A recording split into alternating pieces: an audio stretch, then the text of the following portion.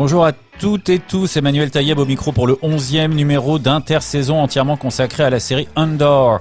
3 saisonniers aujourd'hui que nous avons le plaisir et l'honneur de recevoir. Benjamin Faux, journaliste série et chroniqueur au Point Pop, auteur de l'incontournable et immense dictionnaire des séries télévisées avec Niels C. Hall ou Hall, et membre du comité de rédaction de Saison. Pierre Jacquet, critique ciné et série, grand maître princier dans un monde parallèle, animateur de l'émission La Dernière Séquence sur Fréquence Protestante avec Eric Fichelson et membre aussi de la rédaction de Saison.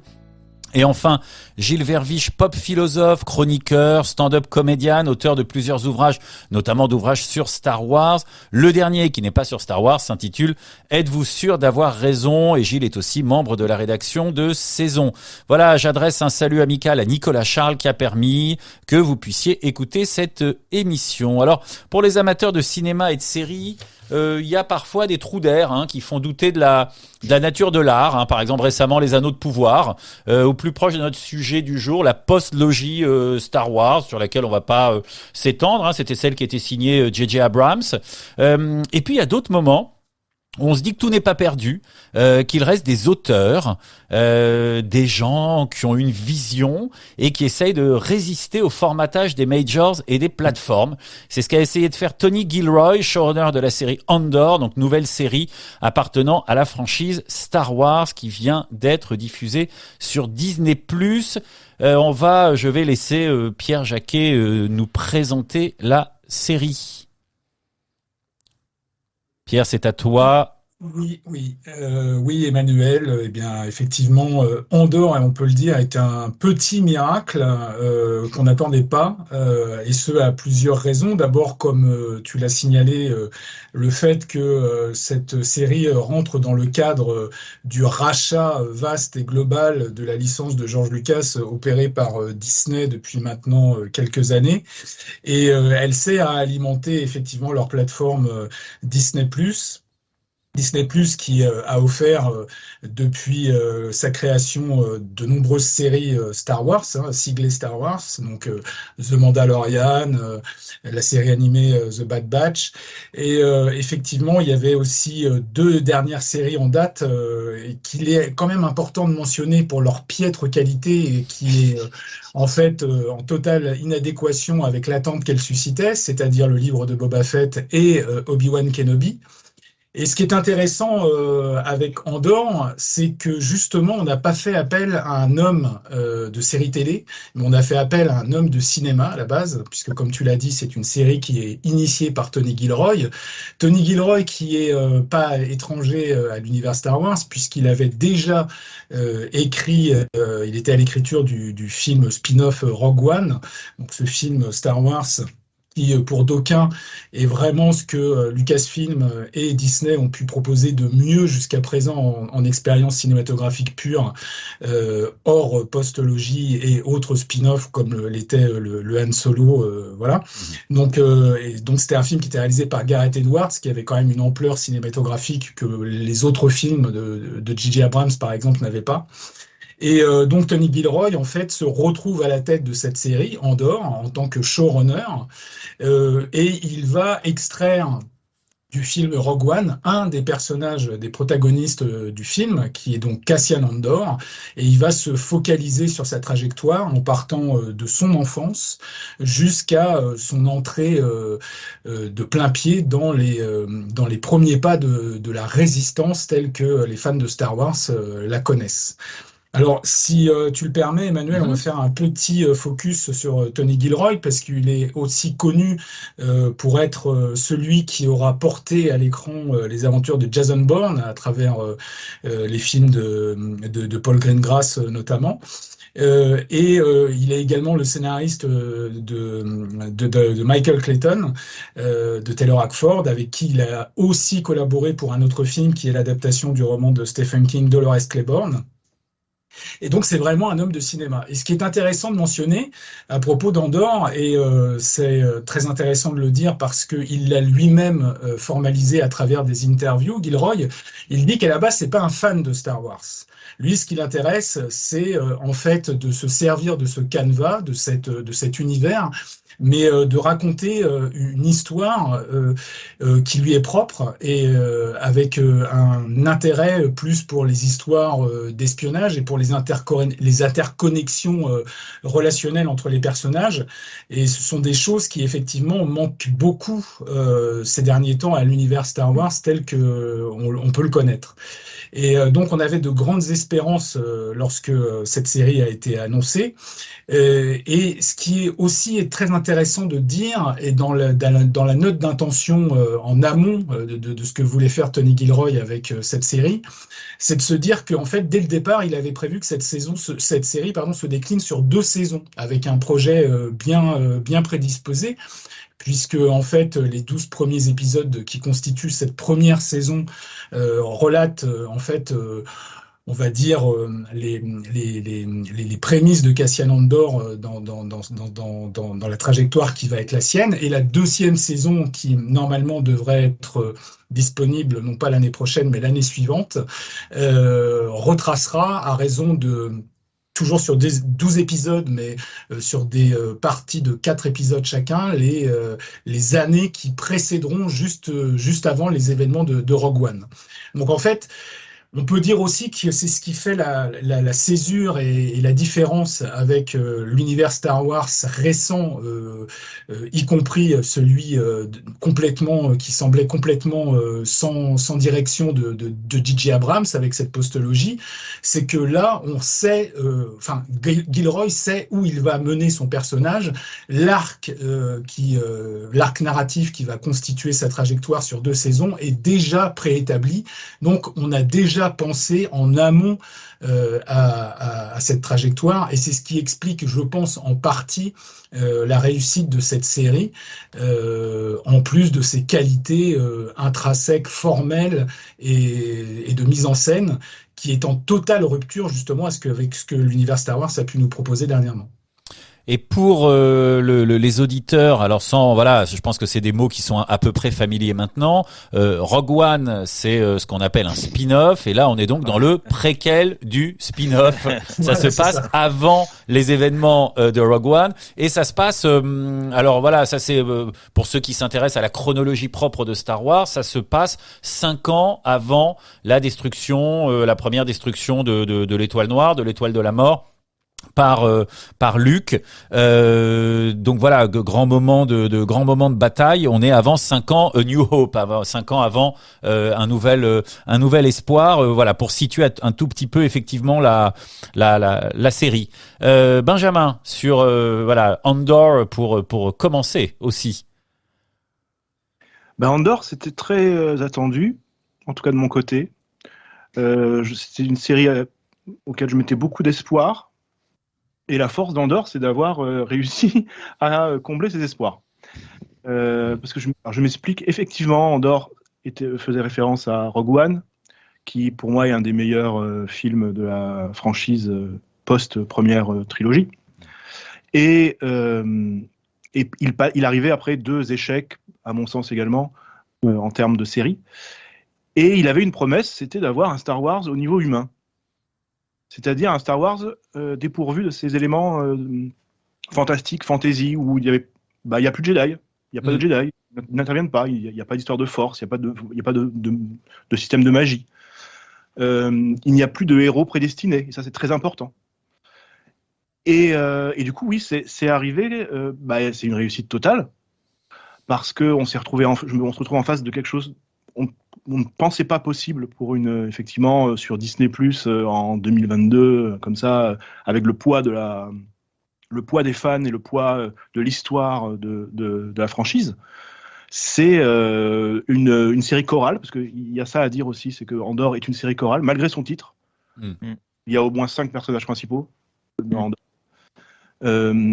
Totalement déconnecté de tout ce qui faisait la légende des Skywalker, pour la première fois aussi, et à niveau humain, avec des vrais gens.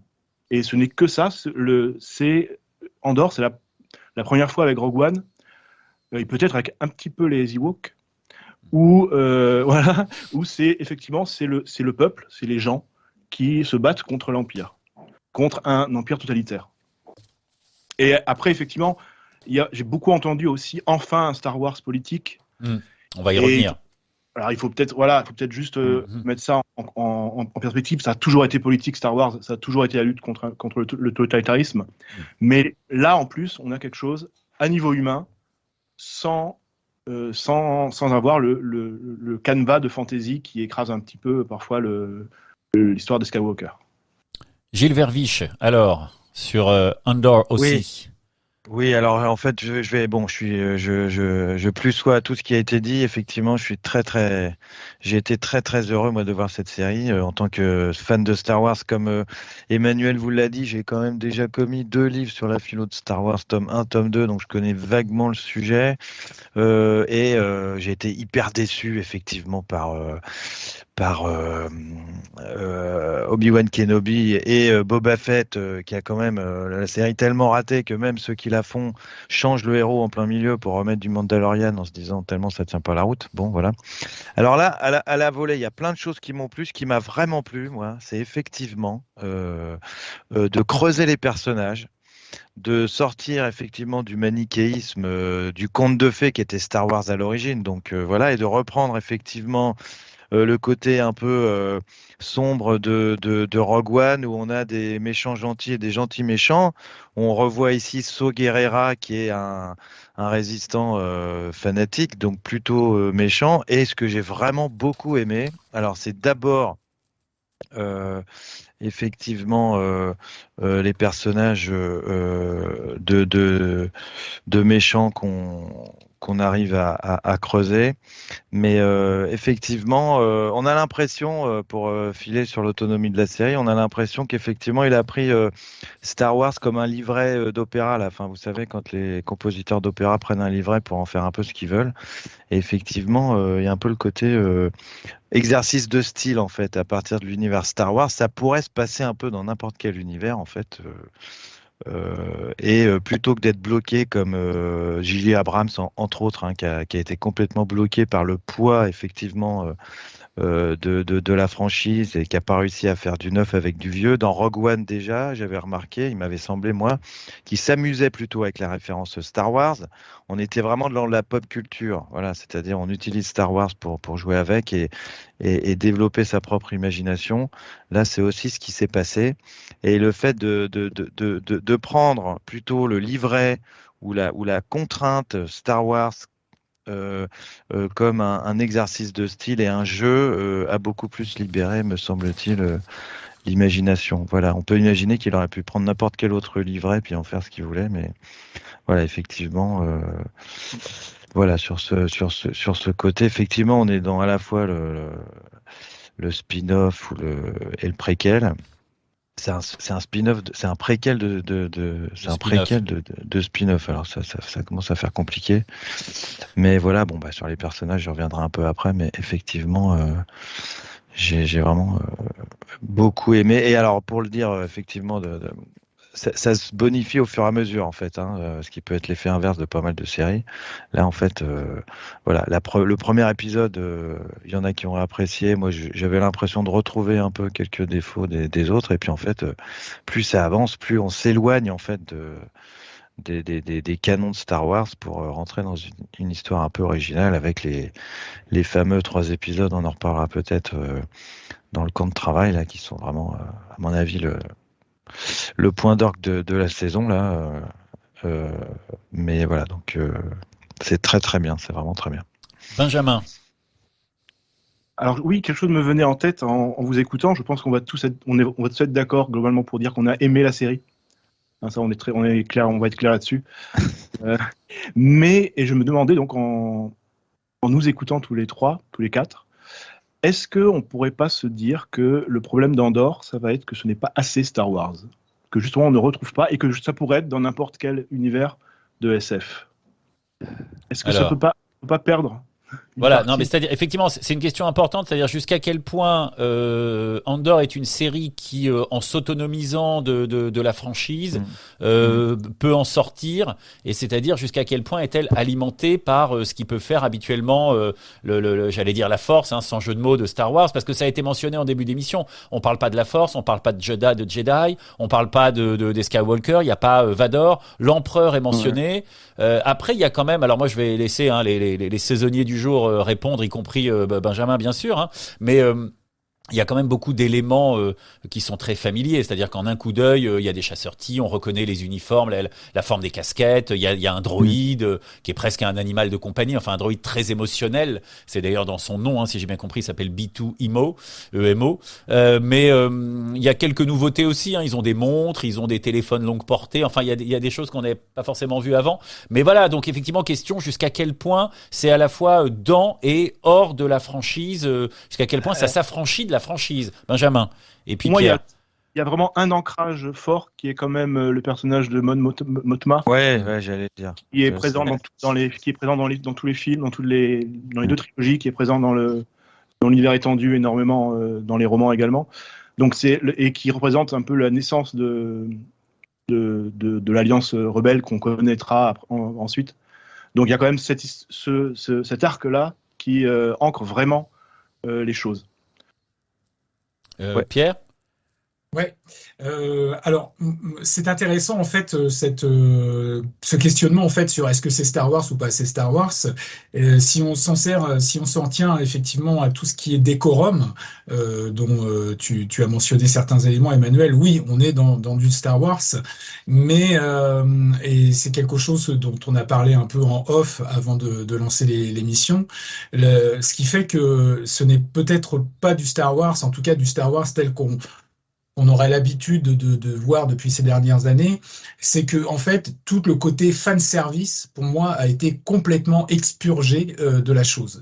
Et effectivement, le décorum, les éléments de décorum jusqu'à cette série pouvaient faire partie prenante du fan service et se substituaient malheureusement à une force narrative qui là est vraiment au centre et qui est le propos de la série. Cette série est forte pourquoi ? Parce que elle a été pensée et écrite et elle est alimentée par des personnages qui sont eux aussi écrits et surtout merveilleusement interprétés. Parce que je crois que la force que dégage cette série, c'est que au niveau par exemple de la direction d'acteurs, c'est une remarquable direction d'acteurs.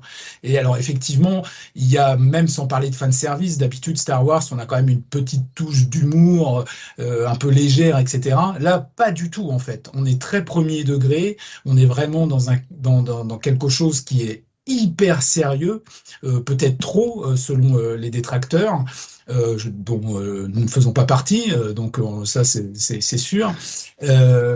Et en fait, ce qui est intéressant, c'est qu'il y a une autre forme. Moi là, je parle juste de la forme hein, de la série.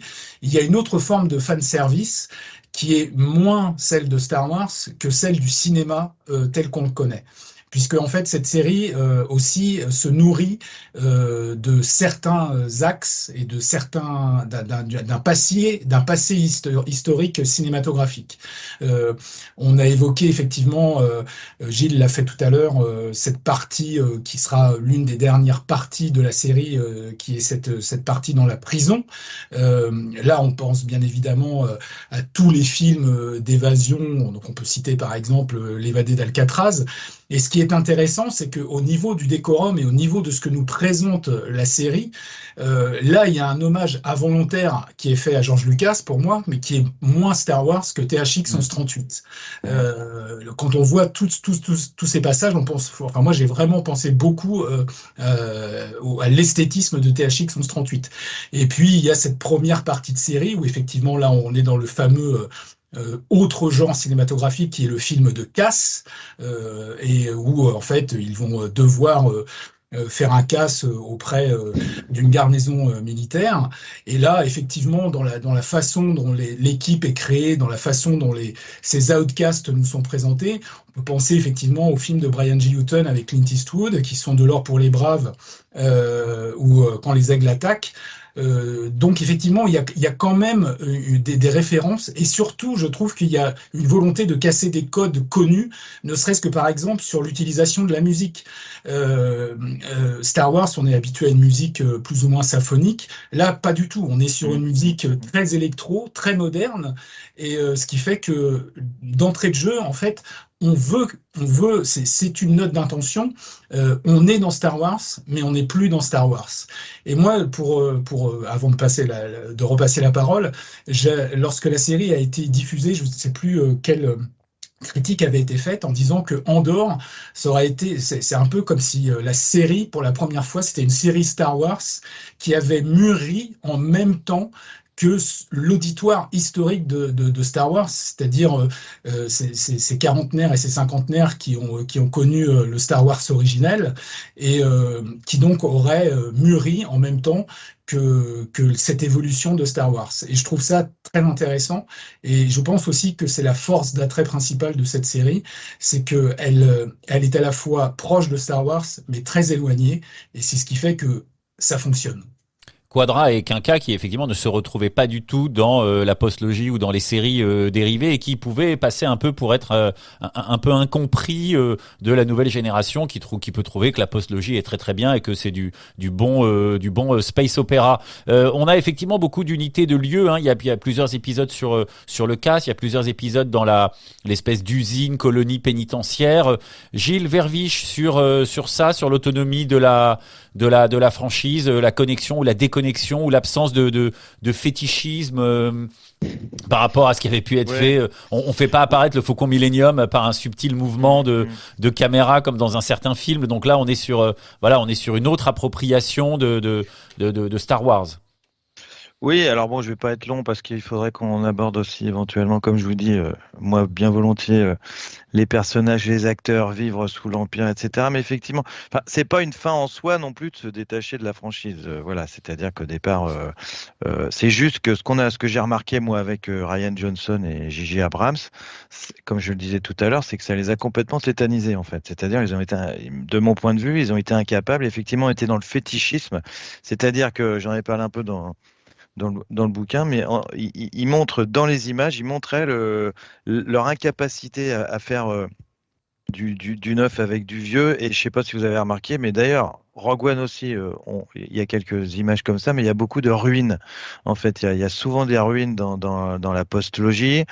Il y a même dans le dernier épisode, carrément l'étoile de la mort dans l'eau, voilà. Et donc, c'est vraiment l'image de cette postlogie et de ce qui est arrivé après, c'est-à-dire on a repris vraiment en termes fétichisme des objets dont on n'arrivait pas à se défaire et finalement la postlogie n'est rien qu'une ruine de ce qui l'a précédé, une sorte de nostalgie qui n'arrive pas à se défaire. Or ici, alors encore une fois, c'est pas effectivement il faut accrocher les spectateurs, c'est pas une fin en soi d'être autonome. Et moi, en tant que fan de Star Wars, j'y ai trouvé, voilà, parce que quand on regarde par exemple Obi-Wan Kenobi, le fan service qui consiste à nous mettre des combats entre Dark Vador et Obi-Wan à tous les épisodes, Ryan Johnson lui-même disait que c'était la rareté qui faisait la valeur des Star Wars. Alors à partir du moment où vous avez un duel de Dark Vador avec Obi-Wan à tous les épisodes, il perd un peu de son charme. Voilà, là effectivement.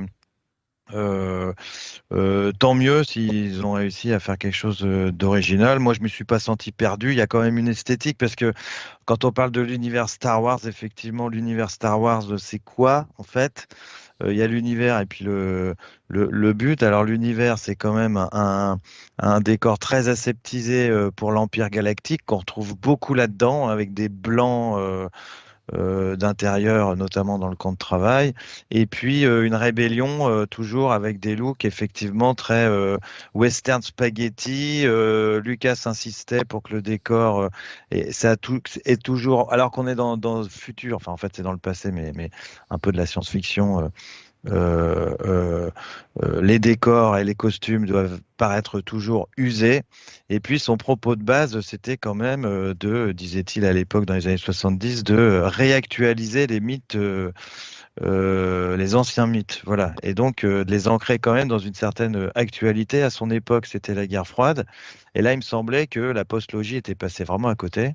Alors que là, effectivement, on est dans une espèce d'ambiance un peu plus de mal contemporain, vaguement terroriste. On va peut-être en parler hein, dans 5 minutes, mais effectivement, une manière quand même plus mûre, plus réaliste et adulte de parler de l'Empire. Je sais pas si je peux enchaîner un tout petit peu là-dessus, mais Oui, juste oui, un vas-y détail, Gilles, bien sûr. vous Oui, oui. verrez si on en parle ou pas. Mais effectivement, à l'époque, Lucas avait dit il fallait que je montre que Dark Vador était méchant et donc il fallait que le public le voit tuer quelqu'un. Voilà. Donc, alors, typiquement, c'est Captain Nida, là, vous l'avez vu dans l'Empire contre-attaque.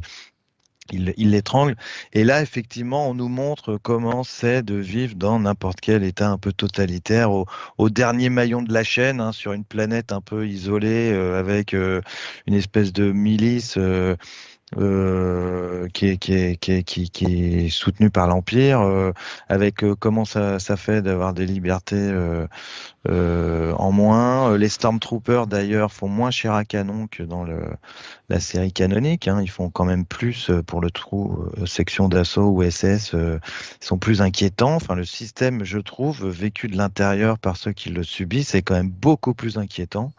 Parce que finalement, dans la trilogie Star Wars, on avait toujours l'Empire d'une part, et puis les résistants, ou Rébellion, qui étaient toujours dans son camp. Là, on voit des gens qui subissent véritablement la dictature. Alors, je voudrais dire, je finis hein, d'une minute, on verra si on en parle, mais parlant des méchants, j'ai beaucoup aimé, on va peut-être développer, mais je sais pas, j'ai beaucoup aimé la blonde, là, je sais plus, c'est Dedra Miro, là. Dedra Miro. J'ai beaucoup aimé le fait qu'on creuse les personnages de méchants, qu'on leur donne une psychologie, qu'on leur donne un arc, qu'on leur donne des motivations. Le semi anti-héros qui vit chez sa mère, là, il est génial. Enfin, je trouve de creuser parce que c'est pas c'est plus des robots, c'est plus des Stormtroopers ou des clones, c'est-à-dire c'est des êtres humains qui ont des passions, des frustrations et des bonnes raisons de se retrouver là. Et d'humaniser en fait les méchants qui sont plus des méchants du coup, qui sont simplement des êtres humains qui ont leur propre motivation. Puis c'est comme disait Platon, tout le monde pense faire le bien et là ça se voit assez bien. Voilà. Donc moi j'ai beaucoup aimé le fait de bien psychologiser ceux qui étaient du côté de l'Empire et de leur donner des raisons d'agir comme ils le font, qui peuvent se comprendre. Voilà. Et donc c'est très bien joué aussi. Mention spéciale à Andy Serkis, Gollum, qui voilà, entre autres. Gollum humanisé. Benjamin, tu évoquais, et Gilles l'a dit aussi, une série très humaine, en tout cas à hauteur d'humain, c'est-à-dire qu'il y a effectivement ce qu'indiquait Gilles, toutes ces, disons, des nouveautés, ou en tout cas des spécificités de la série Andor, c'est-à-dire redescendre au niveau où ça se passe, donc sur la planète Férix, avec les gens qui sont dans la débrouille, on répare des objets, on récupère des objets laissés par l'Empire, on fait de la contrebande, et puis de l'autre côté, même s'il y a plein de personnages ambivalents, voilà, aller voir les petits fonctionnaires un peu hargneux et les petits capots du côté de l'Empire. Oui. Parce ce qui est intéressant, c'est que Andor, la série parle d'une époque qui n'était pas abordée en fait dans le reste des films Star Wars et qui est assez peu abordée dans la fantasy et la science-fiction. C'est qu'est-ce qui se passe une fois que les méchants ont gagné. Voilà. Parce que, en gros, la première trilogie, c'était la chute de l'Empire, on est d'accord, voilà. La prélogie, c'était la naissance de l'Empire, donc il y avait déjà un propos politique assez fort sur comment un système totalitaire peut prendre le pouvoir. Mais une fois qu'il a pris le pouvoir, eh ben, il faut qu'il le garde, il faut qu'il l'exerce. Et comment un système totalitaire planétaire, multiplanétaire, peut exercer le pouvoir. Et évidemment, pour réussir à décrire ce type d'époque, il faut toute une palette de personnages différents. Et là, on en a 4 ou 5 qui ont chacun, d'un côté ou de l'autre, un rapport au pouvoir et à l'Empire différent. Alors Cassian Andor, c'est le personnage qui est à la base le plus neutre, parce qu'il commence en tout cas la série en étant totalement individualiste. Et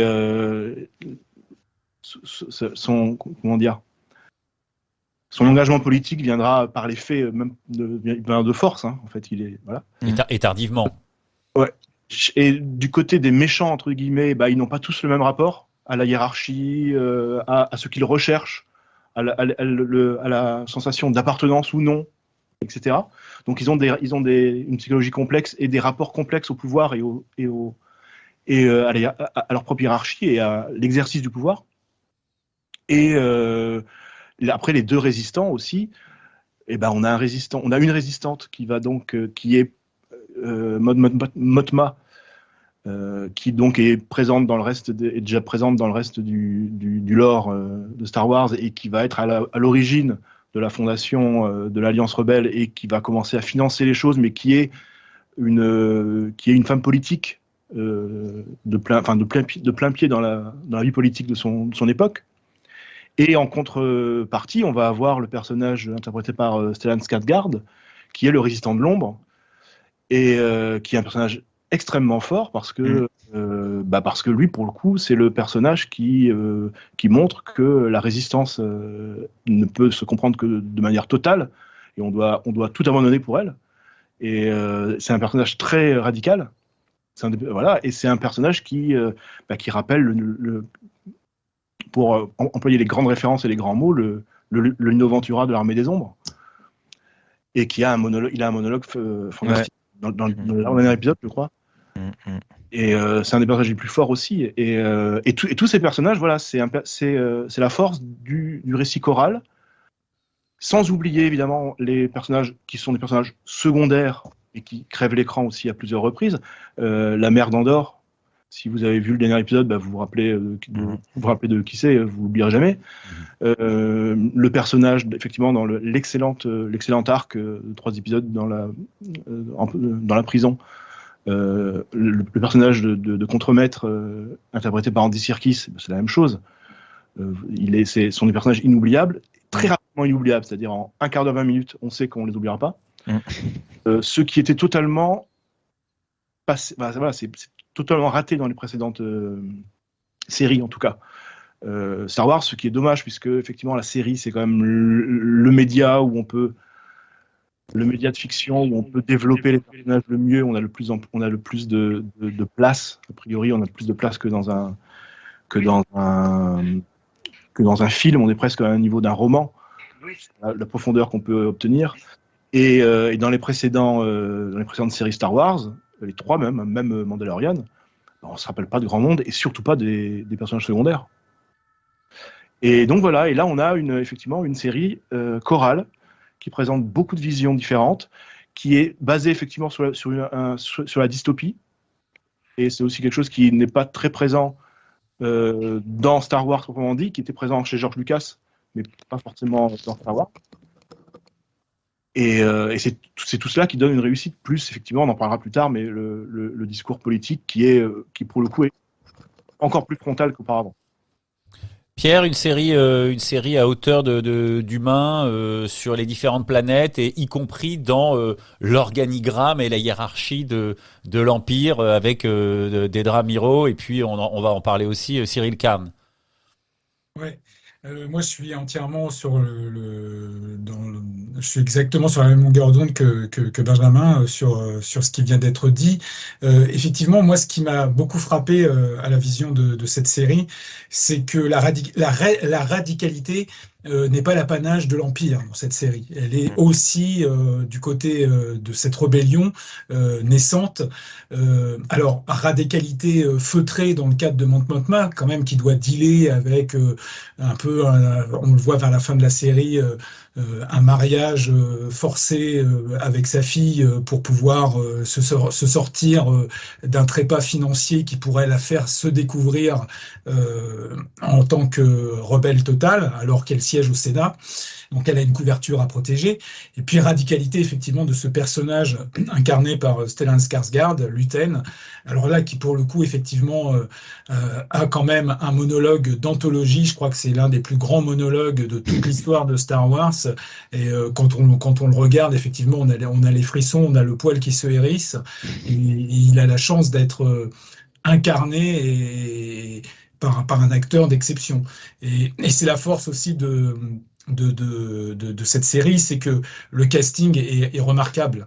En fait, il n'y a pas une erreur du tout de casting. On est très content de retrouver effectivement Andy Serkis dans sa deuxième apparition dans l'univers Star Wars, puisqu'on rappelle qu'il était Snoke pour la dernière trilogie initiée par J.J. Abrams. Donc il retrouve son visage humain et il est remarquable dans ses failles. Et je crois que c'est ce qui est intéressant et ce qui fait encore une fois que cette série se démarque quand même de Star Wars tel qu'on le connaît. C'est que on cherche la faille, en fait, à l'intérieur de tous ces personnages, et on est aussi complètement fasciné par leur ambivalence. Il y a, Gilles le disait aussi tout à l'heure, ce personnage absolument remarquable, mu par l'envie de retrouver à tout prix Cassian Andor, qui est le personnage de Cyril Silène, Karn. je crois. Ah, pardon. Cyril, pardon. Non, c'est ça, Cyril Karn, oui. Ouais, voilà. Donc ça, c'est vraiment un personnage atypique dans Star Wars, et c'est cet atypisme qui fait que cette série aussi nous accroche, en fait, parce qu'on a l'impression effectivement d'être en terrain connu, mais aussi on a la sensation avec tout cette nouvelle approche, d'avoir du sang neuf, d'avoir du sang frais. Et c'est ça qui fait du bien, et c'est ça aussi qui fait qu'on est fasciné par cette série, et qu'on est surpris par cette série, et qu'on aime cette série. C'est que il n'y a pas de faiblesse au niveau de l'écriture, il n'y a pas de faiblesse au niveau de la mise en scène, il n'y a pas de faiblesse au niveau de l'incarnation des personnages, il n'y a pas de faiblesse sur ce que cette série veut dire thématiquement, et qui apparaît quand même à une période de plus en plus troublée, où sur la surface de la planète, les autocraties sont majoritaires sur les démocraties. Et en ça, je crois que aussi pour Tony Gilroy, c'est vital pour lui de montrer ça, et d'être toujours en veille, et de le proposer à travers un médium de la pop culture aussi prestigieux que Star Wars. Gilles.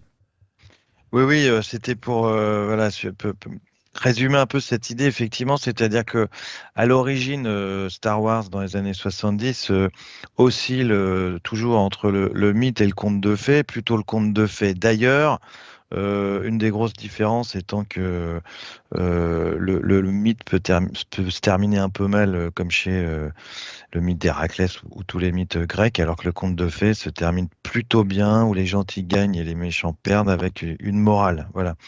Là, il se trouve qu'effectivement, c'était Bruno Bettelheim qui en parle dans le fameux Psychanalyse de contes de fées. Je dis le fameux parce que moi, je l'ai lu et relu, j'aime beaucoup. Si vous l'avez pas lu, lisez-le. Mais effectivement, qui dit que le propre du conte de fées, c'est qu'on a le mal et le bien sont incarnés dans des personnages complètement monolithiques et sans aucune nuance, et que au départ, Star Wars, c'est quand même ça.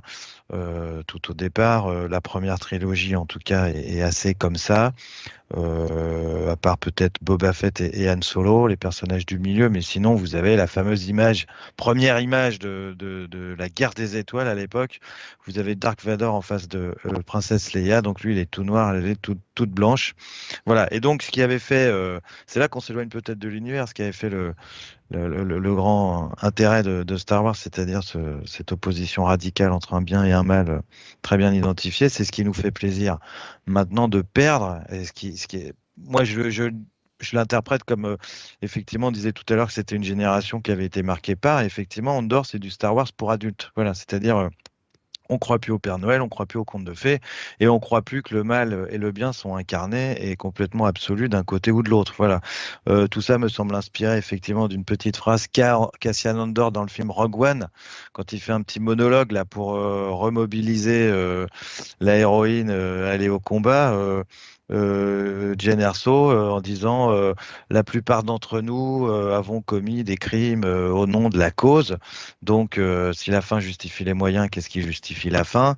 Et effectivement la série Andor thématise complètement l'idée que l'enfer est pavé de bonnes intentions et que le paradis est constellé de mauvaises et qu'on peut faire des choses horribles pour des bonnes raisons et des choses très bien pour des mauvaises et que tous ces personnages finalement se recroisent un peu dans leur humanité et qu'effectivement c'est ça qui plaît, c'est effectivement l'ambivalence de tous les personnages et que la radicalité, on la trouve effectivement des deux côtés. On sacrifie des gens. Enfin voilà. Et puis voilà, le fameux Cyril Carn me semble animé à la fois par la vengeance ou vouloir retrouver Cassian Andor, mais il est amoureux aussi. C'est ça. Enfin de sa chef qui se sent harcelée. Elle a tous les pouvoirs, mais elle est un peu harcelée par ce personnage-là qui a l'air d'être un peu amoureux. Et un peu Donc, psychopathe, ça fait un peu peur quand il est amoureux, oui, voilà, Cyril Carn, quoi. Quand il la chope dans le hall, puis qu'elle lui dit arrêtez de me courir après, etc.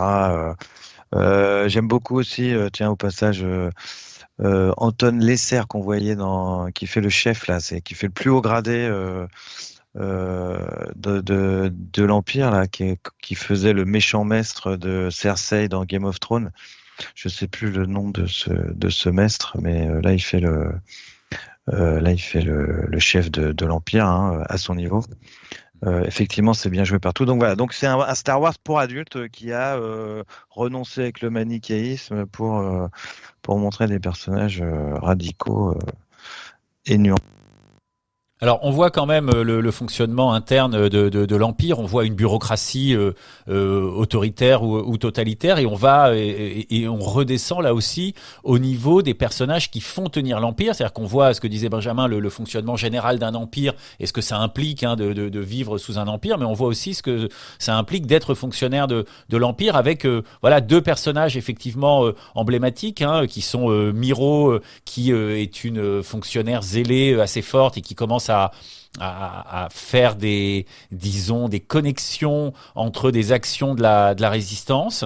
Et de la transgression, juste une seconde, qui transgresse pour se faire une place. Enfin, il y a un genre de management d'entreprise là-dedans où le but c'est quand même de savonner la planche aux collègues pour monter dans la compagnie. Enfin, il y a une sorte de cadre et puis les ouvriers qui se tuent à la tâche. Enfin, voilà, c'est tout est une affaire de s'entretuer quoi à tous les niveaux. On est dans le monde. Alors pour le coup, on est dans le monde du travail, c'est-à-dire si je peux savonner la planche du concurrent qui a un peu les faveurs du chef, je le fais. Mais en même temps, elle a un côté, enfin, elle gère des tortures directement. Elle a un côté aussi tante Lydia de The Handmaid's Tale, et puis Cyril Carn qui effectivement est traversé d'émotions particulières. Il a été un peu castré par une mère, extrêmement présente. Il est amoureux de sa chef. Il est aussi amoureux de l'ordre. Il parle à un moment de la beauté de l'ordre. Bon, il y a un côté Eichmann au petit pied, quoi. Voilà. Qui voudrait nous dire un mot sur ces deux ou l'un de ces deux personnages, Pierre et Benjamin? Moi, rapidement, pour moi, effectivement, ces deux facettes de la bureaucratie capitaliste, en fait, mais intériorisée. C'est-à-dire, c'est effectivement ces deux personnes qui ont pour se révéler, pour exister, ont besoin de se reconnaître dans l'Empire, c'est-à-dire dans un certain discours d'ordre et de, entre guillemets, de justice, évidemment, faussée. Mais pour eux, c'est effectivement, ils recherchent la justice. Ils recherchent qu'on leur rende justice de leur qualité, par exemple, et ils ne voient pas plus loin. Ils ne voient pas du tout de discours, ils n'ont pas d'idées collectives du tout, ni un ni l'autre. Et après, chacun, évidemment, ils ont une histoire personnelle qui les change un petit peu. Et je ne sais pas où ça va aller, parce que forcément, ils vont évoluer de manière distincte, j'espère, je pense. Et voilà, et ça reste à découvrir. Mais ce sont deux facettes de la bureaucratie écrasante de l'Empire, qui est effectivement la manière de coloniser les esprits, qui est celle des énormes totalitarismes comme celui-là. Il y a une dimension très la Boétie ou la boétienne dans le propos notamment de la résistance. Il y a un personnage qui est le personnage le plus politisé de tous, qui s'appelle Némique, qui fait partie du petit casting du CAS et qui écrit un manifeste.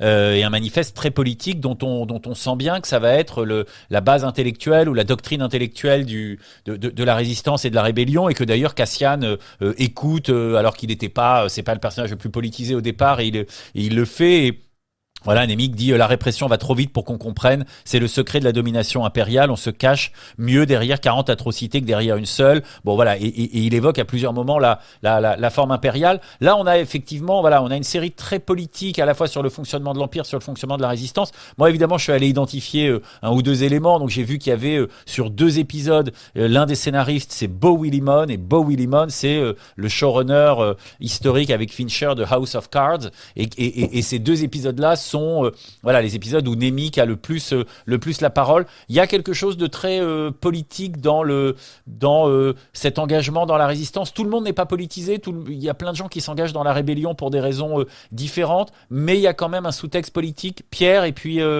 Benjamin.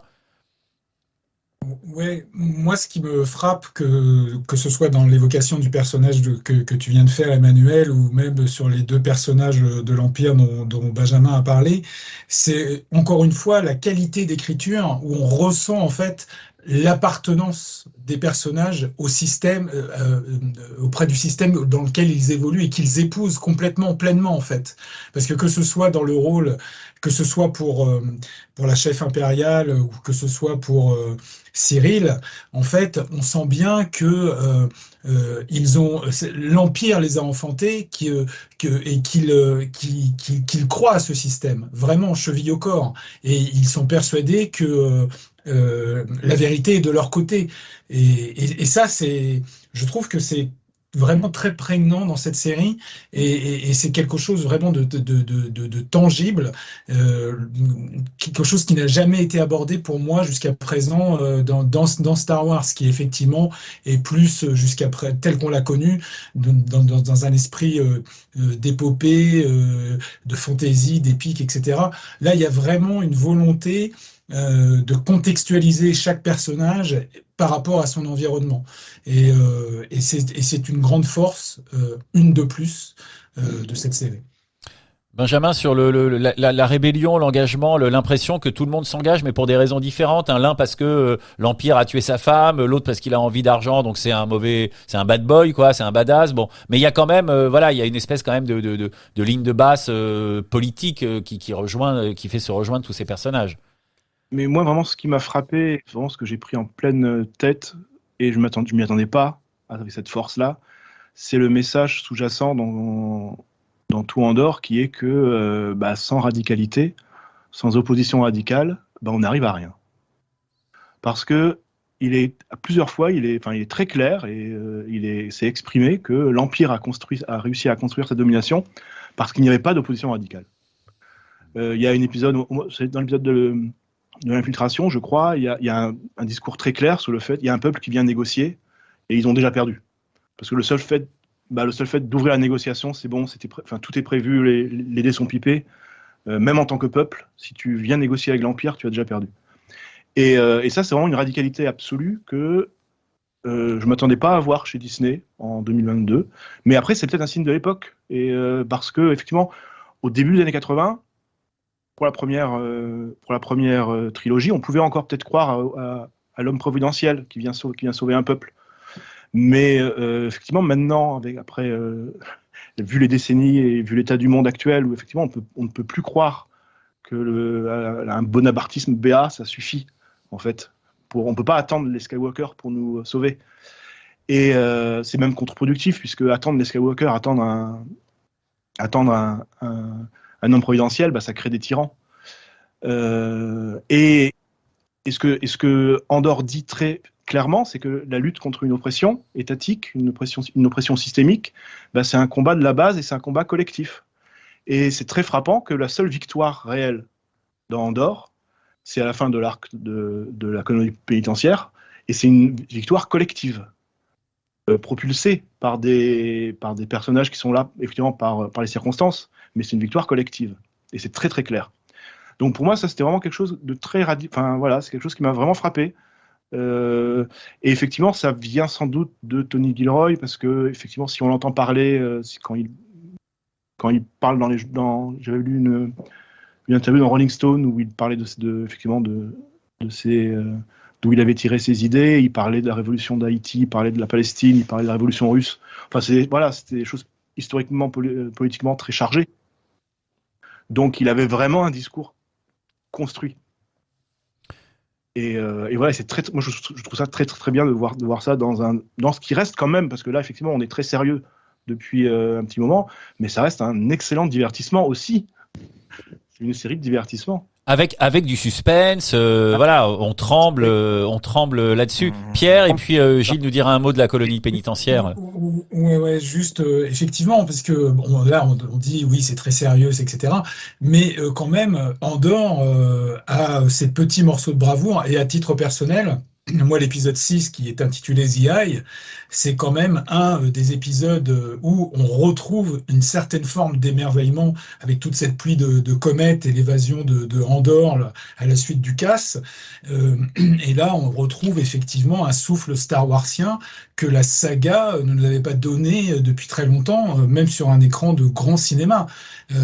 C'est vraiment une totale réussite visuelle et émotionnelle, et qui renoue justement là avec les grandes heures de la saga. Donc c'est ça qui est très intéressant, c'est que effectivement dans tout ce suivi de la série, cette ligne rouge qui ne dévie jamais sur la thématique de qu'est-ce que c'est la rébellion, qu'est-ce que c'est que l'Empire, quels sont leurs fonctionnements, qu'est-ce qu'il faut pour renverser, qu'est-ce qu'il faut pour se réveiller, etc. Il y a quand même des éclats de pur Star Wars. Donc c'est vraiment vraiment pensé comme une série d'équilibre pour moi, Andor.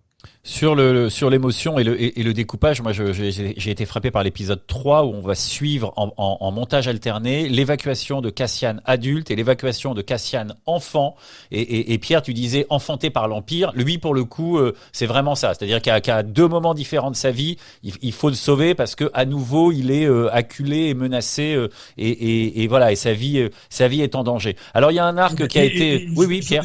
Je voudrais juste finir sur un point, et c'est bien que tu mentionnes ce passage, Emmanuel. C'est que la série commence avec une mère de substitution pour Andor, et elle va se terminer avec un père de substitution, puisqu'on peut penser dans la façon de se finir la série, que le personnage de Luten, qui est joué par Stellan Skarsgård, qui a essayé quand même d'éliminer Cassian Andor, va jouer pour la seconde saison ce rôle de figure paternelle que Cassian recherche aussi, puisque on sent que c'est quelque chose qui le tiraille au corps. Et puis il y a aussi la perte de sa sœur qu'il recherche en début de série. Donc il y a effectivement en ça renoue aussi avec une thématique Star Warsienne qui est la famille, et la famille éclatée, la famille brisée en fait. Et c'est effectivement le fait de chercher sa sœur qui lance en fait toute la narration de la série. Alors il y a un arc, je le disais, qui est un deuxième arc narratif important qu'on a déjà évoqué, hein, mais voilà sur lequel on peut peut-être dire un mot, qui est ce moment. Alors voilà, Cassian Andor est condamné, c'est un peu filmé rapidement, on va dire dans la série. Il est condamné brutalement à 6 ans de prison. Il se retrouve sur une espèce de prison flottante qui est une usine en réalité, et où alors quelque part entre les temps modernes et Squid Game, Gilles, allégorie du capitalisme qui écrase les corps. Ouais, j'ai trouvé. Alors déjà la condamnation à 6 ans de travaux forcés pour outrage à agent, là c'est pas mal sur le système totalitaire. Voilà, c'est effectivement l'arrestation arbitraire. Alors ce qui est, moi j'étais vraiment étonné, surpris, quoi. C'est-à-dire, en général, dans Star Wars, notamment dans les premiers, bon, ils peuvent se retrouver prisonniers pendant un moment, mais on sait que ça va être l'occasion de faire un autre morceau de bravoure. Et là, en fait, non. C'est-à-dire, c'est pas juste, ils passent pas 20 minutes en prison pour après ressortir grâce à un sabre laser. Il est parti pour plusieurs épisodes, quoi. C'est pas une péripétie, quoi. Voilà, c'est une vraie expérience. Et effectivement, on y a vu. Alors, on en a parlé tout au début. Effectivement, grosse référence en fait à l'origine de George Lucas, hein, c'est-à-dire l'esthétique de THX. À l'origine, 1187-37, je sais plus, à chaque fois je me confonds, mais 38. voilà. Et effectivement, sur l'organisation du capitalisme, c'est-à-dire son absurdité, où les mecs savent même pas ce qu'ils fabriquent, ils doivent fabriquer le plus vite possible parce que leur chef est lui-même en concurrence, qui est aussi un prisonnier. En fait, est en concurrence avec d'autres contremaîtres ou d'autres chefs de chantier. Et en fait, on se rend compte que tout le monde est prisonnier là-dedans. Alors, je voudrais pas trop spoiler, comme on dit, l'issue, ce qui va se passer, parce que ça aussi, c'est très bien quand on se rend compte que les promesses qu'on peut leur faire sont des illusions. Mais voilà, mais c'est sur l'absurdité. C'est-à-dire que tu parlais des temps modernes, Emmanuel, mais c'est effectivement le capitalisme en général, c'est-à-dire la surproduction. Hein, le philosophe anglais Bertrand Russell disait, imaginez que dans une fabrique d'épingles, on fabrique assez d'épingles pour tout le monde. Un jour, on découvre le moyen d'en fabriquer 2 fois plus dans le même temps.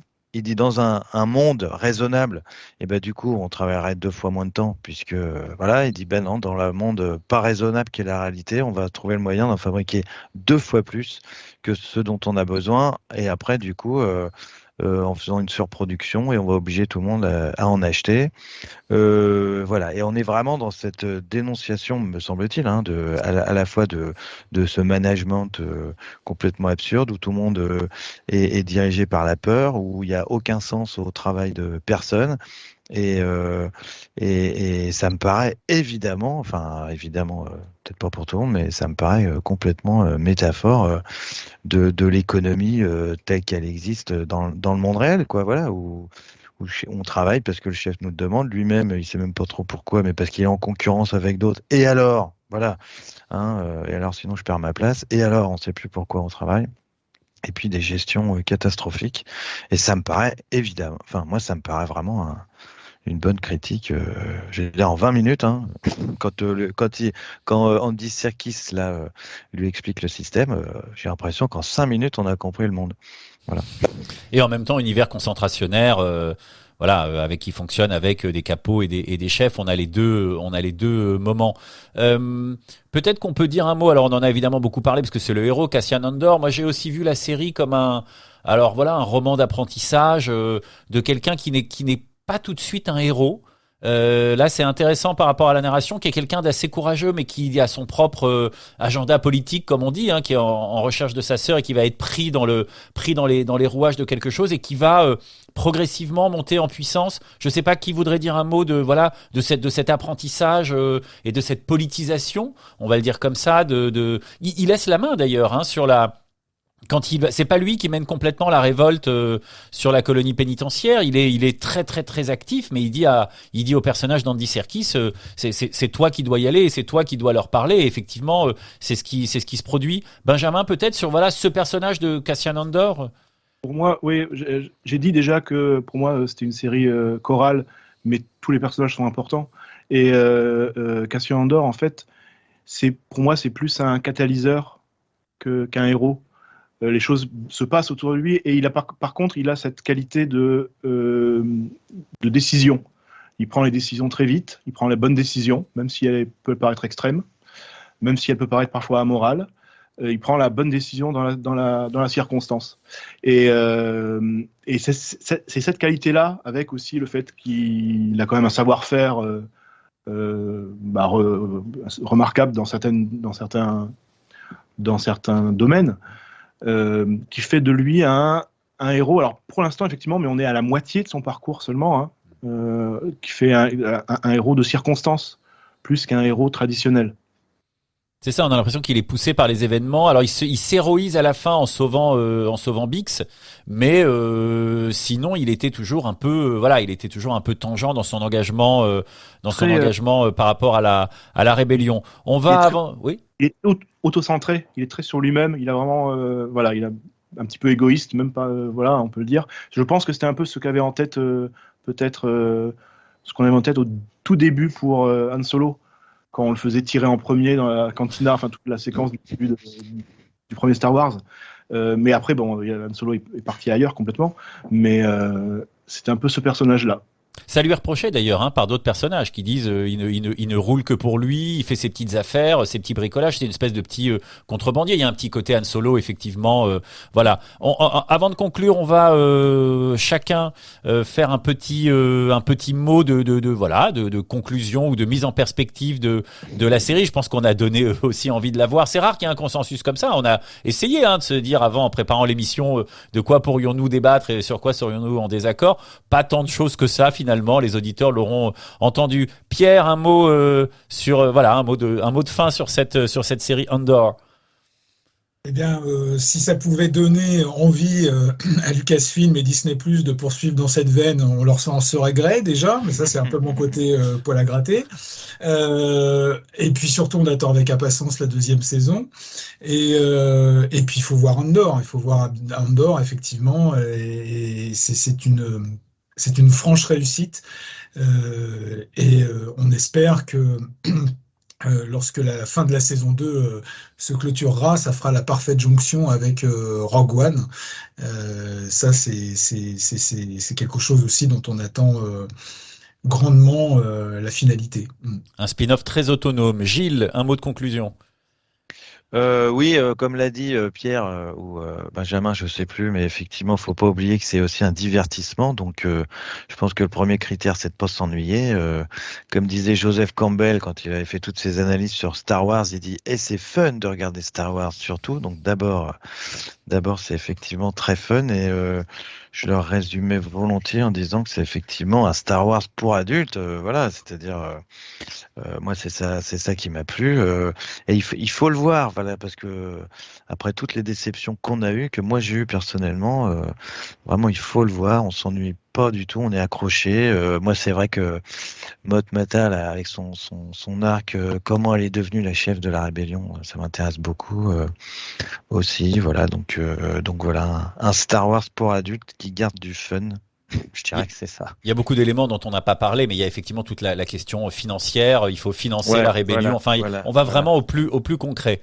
Benjamin. Mais pour moi, je lui souhaite vraiment le succès parce que c'est une des séries les plus attachantes de l'année pour moi, vraiment. J'y tiens beaucoup parce que c'était compliqué. Elle est arrivée en frontal avec des très très grosses séries, House of the Dragon et Le Seigneur des Anneaux qui sont arrivés en même temps qu'elle et qui ont pris qui ont monopolisé la parole.